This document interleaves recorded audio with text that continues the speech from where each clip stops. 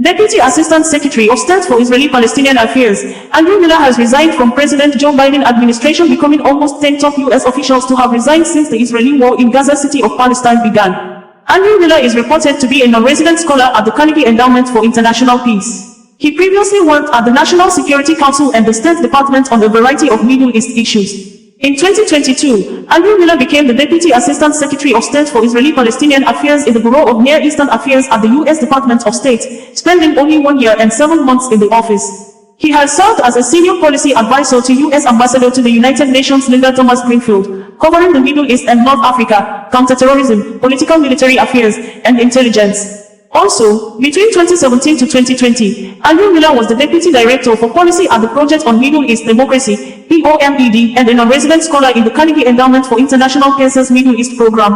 His biography indicated that Miller's previous government assignments included serving as the Director for Egypt and Israel military issues on President Obama's National Security Council from 2014 to 2017, where he was involved in deliberations regarding U.S. security assistance to Egypt and Israel and Middle East peace, among other issues. He also worked at the U.S. Department of State in a variety of intelligence and policy roles, including in the Bureau of Intelligence and Research, Secretary of State, Hillary Clinton's policy planning staff, and at the U.S. embassies in Cairo and Doha. Miller earned A in Political Science from Dickinson College and an M.A. in Foreign Affairs from the University of Virginia. According to Washington Post on Friday, Andrew Miller, the Deputy Assistant Secretary for Israeli-Palestinian Affairs, told colleagues Friday that he had decided to leave his job. He cited his family, saying he has seen them sparingly as the 8-month war in Gaza has become all-consuming. Miller told colleagues that if not for those responsibilities, he would have preferred to remain in his job and fight for what he believes, including in those areas where he disagreed with administration policy.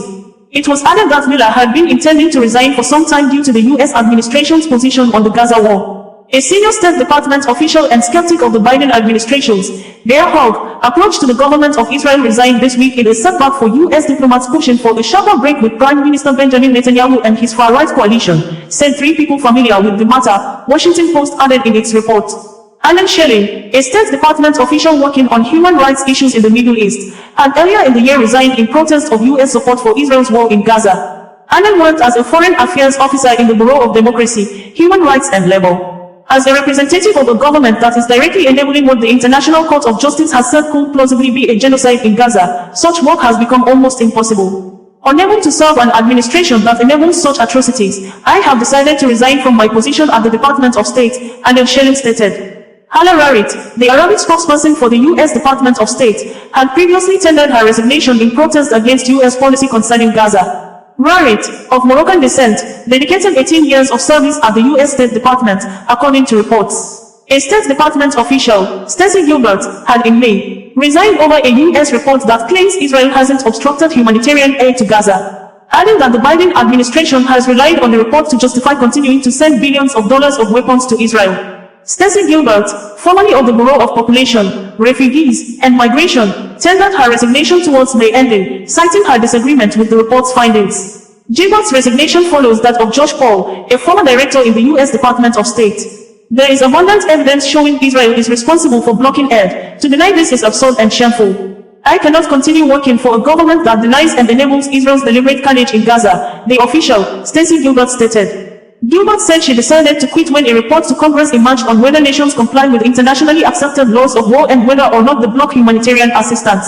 The report, requested in February, was released in May. When the report came out on May 10th, and I read the conclusion, especially the conclusion that Israel was not blocking humanitarian assistance, I decided I would resign because that's absolutely not the opinion of subject matter experts in the State Department, USAID, the humanitarian community, organizations that are working in Gaza. So many officials have resigned in protest of the U.S. government's support for Israel war in Gaza. Smith and Gilbert bring the total number of Biden administration officials to have publicly resigned over U.S. policy on Gaza to 9, though Josh Paul, the first official to resign, said that at least 24 more had left quietly, without a public declaration, according to media posts on social media. It would be recalled that a group of Hamas fighters invaded southern Israel on October 7, 2023, killing over 1,139 people and kidnapping over 250 others. Israel has since launched a full-scale war in the Gaza city of Palestine, and the Gaza Health Ministry says more than 37,000 people have been killed in Gaza by Israeli troops in retaliation. OsazuwaAkonedo, bringing you the news in a more digital way.